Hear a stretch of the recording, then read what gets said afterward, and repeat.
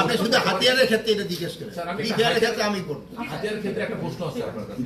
এই অস্ত্রগুলোর মধ্যে কতগুলো পুলিশের অস্ত্র আছে, কতগুলো পাবলিকের অস্ত্র আছে, কতগুলো সন্ত্রাসীদের কাছে অস্ত্র? আচ্ছা, আমি যেটা বলি, আমার কাছে পুরো স্টেটটা যেটা আছে এই পর্যন্ত আমি এই টপশনে ঘোষণা বলতে পারছি না, আপনাকে এক্স্যাক্টলি বলতে পারছি না, বাট আমাদের কাছে যে স্টেটটা আছে এ পর্যন্ত পুলিশের এবং র্যাবের যে অস্ত্রগুলো খোয়া গিয়েছিল সেখান থেকে 4432টা অ্যামুনিশন উদ্ধার করা সক্ষম হয়েছি আমরা। আর জেল অথরিটি যে অস্ত্র হারিয়ে গিয়েছিল সেখান থেকে 65টা অস্ত্র উদ্ধার সক্ষম হয়েছে। এছাড়া কিছু লাইসেন্স ওয়েপেন ছিল যেগুলো মিসিং ছিল, সেখান থেকে 328টা অস্ত্র উদ্ধার করা সক্ষম হয়েছে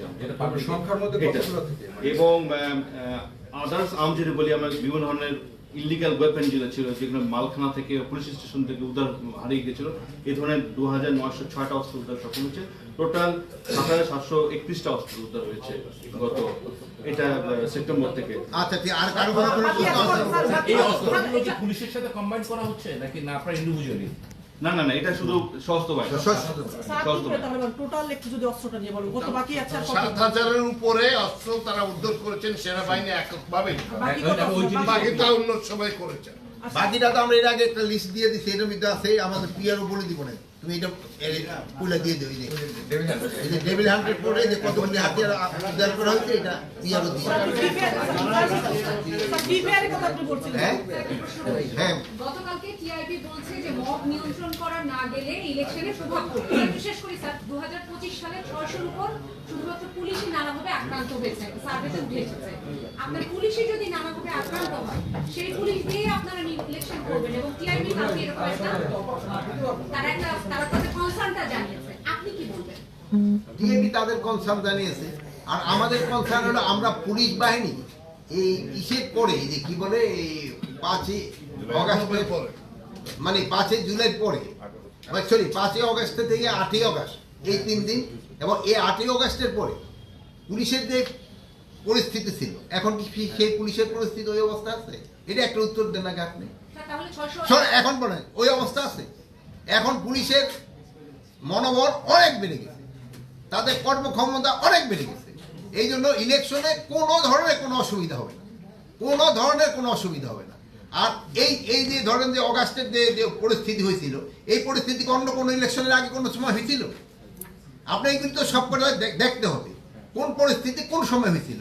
এই পরিস্থিতির সাথে মিলে যদি দেখেন, আমরা এবার ইলেকশনটা খুবই ভালোভাবে করতে পারেন। আবার ইভেন আপনি এটুকুই বলি, আপনি অন্যান্য ইলেকশনের সাথে, যেহেতু ভাইরা বয়স্ক যারা আছে এই ভাইরা তো অবশ্যই জানবে যে আপনি অন্যান্য ইলেকশনের সময় শিডিউল ডিক্লেয়ার করার পরে কিরকম পরিস্থিতি ছিল আর এখনকার পরিস্থিতি কিরকম, আপনারা ই করে দেখেন।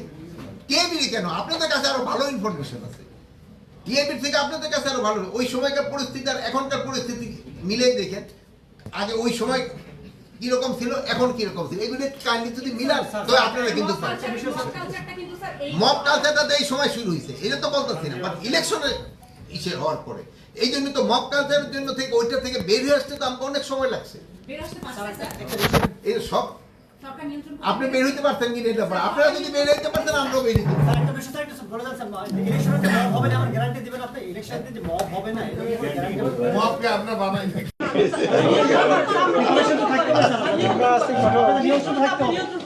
ইলেকশন আল্লাহ দিলে খুব ভালোভাবে ইলেকশন হবে। এই ক্ষেত্রে আপনাদের কারো কোনো সন্দেহ থাকার দরকার নেই। ইলেকশনটা খুব উৎসবমুখর হবে এবং শান্তিপূর্ণভাবে ইলেকশন হবে, এবং ইলেকশনটা একেবারে ফ্রি ফেয়ার হবে, এবং সবাই এটা ক্রেডিবল ইলেকশন হবে। এটা আপনাদের শুধু জাতিকে না, আপনারা যেহেতু বিদেশি সাংবাদিক তাদেরও আপনারা একেবারে বলতে পারবেন, মন খুলে বলতে পারবেন যে আপনাদের থেকে, যেহেতু আপনারাও কোঅপারেট করতেছেন, যেই হারে আপনারা আমাকে সাহায্য এবং সহযোগিতা করতেছেন, এইভাবে যদি চালিয়ে যান আমাদের ইলেকশনটা ফ্রি ফেয়ার ক্রেডিবল এবং গ্রহণযোগ্য নির্বাচন হবে এবং উৎসব মুখর হবে ইনশাআল্লাহ। চেষ্টা করলে মব করার চেষ্টা করলে আপনারা কি করবেন? আপনারা নিয়ে যাবো সাথে। Very good answer.